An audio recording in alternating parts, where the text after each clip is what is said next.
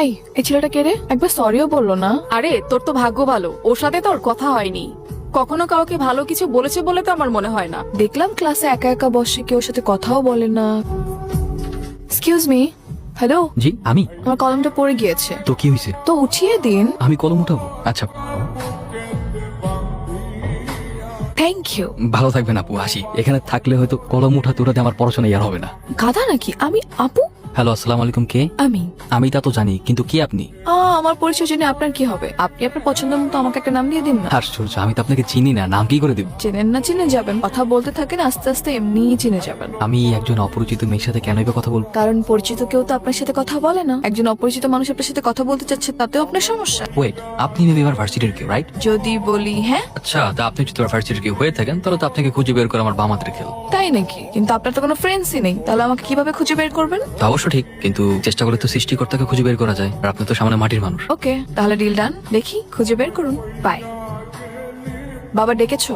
তুমি নাকি বডিগার্ডদের তোমার সাথে ভার্সিটিতে যেতে নিষেধ করেছো? হ্যাঁ। কারণ কি? বাবা, তোমার এসে বডিগার্ডদের জন্য আমার কোনো ফ্রেন্ড আমার সাথে মেশে না, আমার কাছে এসে কথা বলার সাহস পায় না। একটা মানুষ একা একা কতক্ষণ থাকতে পারে তুমি বলো তো? অনেক তো হয়েছে বাবা, অনেক হয়েছে। আমাকে এই চাপ দেওয়ালের মধ্যে অনেক বন্দি করে রেখে আমি তো বড় হয়েছে, এবার একা ছাড়ো। আমার মেয়ের লাইফ যাতে রিস্কে না পড়ে, এই জন্য বডিগার্ড রেখেছি। আর বডিগার্ড রাখাটা আমাদের পারিবারিক রীতি। কাল থেকে তুমি বডিগার্ড নিয়ে ভার্সিটিতে যাবে, এটা আমাদের পারিবারিক রীতি। আর তোমাকে বলে দিচ্ছি, তুমি যদি আমাকে পাঠাও ওদেরকে আমার সাথে, তাহলে কিন্তু ভার্সিটিতে জব অফ করে দিব, নিজেকে চার দেওয়ালের মধ্যে বন্দি করে ফেলবো।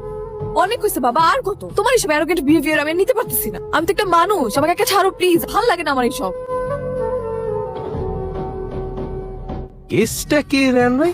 রাত বেরোতে তো আপনার হাসাহাসি শব্দে ঘুমানো যান। কি বলেন ভাই? ওই হাসাহাসি করলাম না, কেসটা আমি একটু বুঝতেছি। তার নারী ঘটিত বিষয় মানুষ। তেমন কিছু না। আসলে হয়েছে কি, ওই ভার্সিটির ফ্রেন্ড, আমরা একসাথে পড়ালেখা করি, ওই লেখাপড়া নিয়ে ডিসকাস চলতেছিল। ও আচ্ছা, লেখাপড়ার বিষয় না, এটা ভালো। তবে প্রেম ভালোবাসা কিন্তু ভালো না। প্রেম মানুষকে ধ্বংস করে দেয়।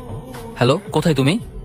আমি তোমার কথা মতো ইউনিভার্সিটির পিছনে যে পার্কটা আছে না, সেখানে চলে আসছি। আজকে ওকে দেখা হবে না আমাদের? হ্যাঁ আসবো তো, কিন্তু আগে দেখি তুমি তোমার বুদ্ধি দিয়ে আমাকে খুঁজে বের করতে পারো কি। যদি বের করতে পারো তাহলে তো দেখা হয়েই যাবে, আর যদি না পারো তাহলে তোমার কপাল খারাপ।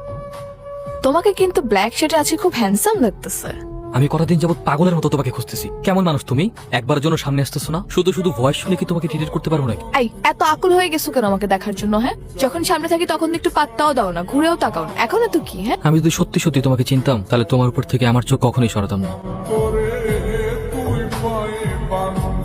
তোর এই অপমান আমি কোনোভাবে নিতে পারতেছি না, বুঝছস? তুই মাইর খেয়ে ফিরে আসছিস। আমি হলে কি করতাম জানিস? বাদ দে, তোর এমনি হাওয়া একটা রিভেন্স নেওয়া লাগবে। রিভেন্স বুঝতেছিস না? তুই ওর কারণে মাইর খাইছস, সেম তুই ওর একটা মাইর দিবি। আর আমি জানি ও এখন বডিগার্ড ছাড়া বাচ্চা দিতে আসে।